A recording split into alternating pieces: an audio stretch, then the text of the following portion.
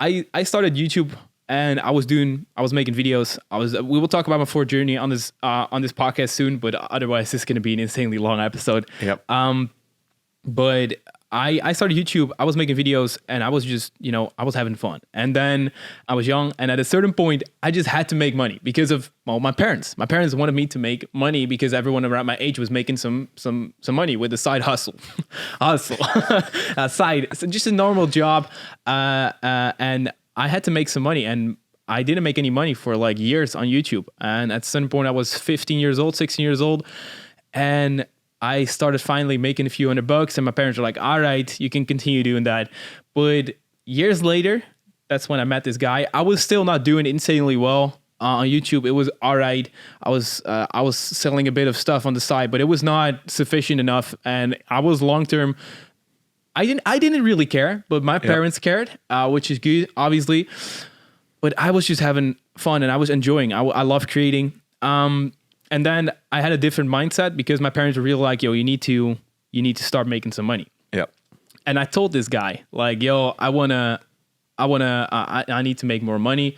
Maybe you could help or just some tips or whatever. And you asked me for my why. And my why at that moment was, do you remember it? Or no, I don't. I don't remember this conversation. My why for that was, I need to make money because my parents want me to. Yeah. So which is not a good why. Which is not a good why. Definitely not a good why. Yeah. And he just shifted my mindset, and that's just a one key moment.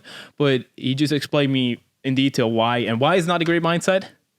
Well, here's the thing, right? I think in whatever you do in life, whether it's sports, whether it's business or anything, you have to realize why you want to do something. From calisthenics, from doing sports, lots of people, there's days that it sucks, right? There's days that you don't want to go. There's days that in business, for sure, all the bullshit you see in social media, trust me, no business goes up in a straight line and you don't become successful in a month. So there's ups and downs. And if you don't know why you're doing it, in a moment of down, it's very easy to let go, to stop. And there's so many people who just jump from one thing to the other, right? They see, drop shipping is great, let's do drop shipping. And then after 2 months, they're not rich because they think they should be because of the boost on social media. And then, you know what? I'll start doing digital marketing. And then, I'll start doing Amazon. So if you really take a step back and realize why you want to do something for yourself, that really motivates and that really pushes you. And even in shitty days, then that you want to go. So exactly. Yeah. I was looking at my environment, and I was in a situation with a lot of pressure with like school. And I said, yo, I'm going to do YouTube full time after this. And everyone around me was either like, A, like you're fucking stupid, or B, is that going to work? What is YouTube? Or C, what my parents did, obviously, like, hey, no, like you need to study. You're just going to study. You're going to go to university.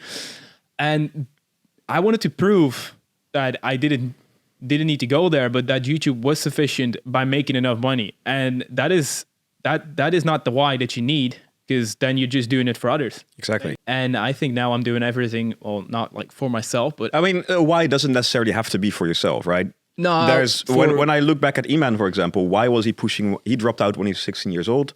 Why did he do this? He needed to make money to provide for his mother as well, because he didn't have a lot of money. Exactly. So for people you love, exactly, what you value. So I'm doing it for things that I value, and that could indeed be like your loved ones, or anything. it could be anything, actually. Yeah.